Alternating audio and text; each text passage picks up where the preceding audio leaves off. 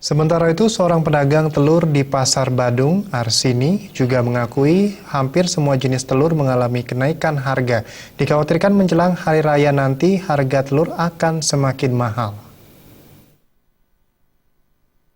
Pedagang telur di Pasar Badung, Arsini memaparkan, sejak akhir tahun 2015 harga telur ayam sudah melonjak tinggi, di mana di akhir tahun harga telur ayam per butir sudah mencapai 1.200 dan harga terus merangkak naik di awal tahun 2016 ini hingga mencapai 1.400 per butir atau berkisar 38.000 hingga 40.000 rupiah per keratnya, tergantung besar kecilnya ukuran telur.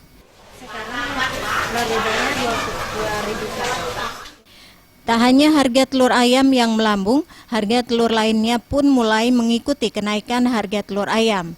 Di mana sejak 3 hari lalu, telur ayam kampung mulai naik dari Rp1.000 per butir, saat ini sudah mencapai Rp1.600 per butir. Sementara telur bebek juga naik sejak Sabtu pagi dari harga Rp2.200 per butir menjadi Rp2.400 per butirnya. Tidak hanya itu, harga telur puyuh juga ikut naik dari Rp23.000 per kerat menjadi Rp26.000 per kerat. Kenaikan harga telur yang cukup signifikan ini membuat para pedagang telur resah dan tidak berani menyetok barang banyak-banyak karena khawatir akan terjadi fluktuasi harga yang dapat merugikan mereka.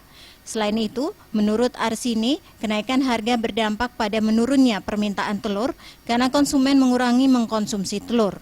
Ditambahkan menjelang Hari Raya Galungan dan Kuningan serta Imlek, kemungkinan besar harga telur akan kembali merangkak naik.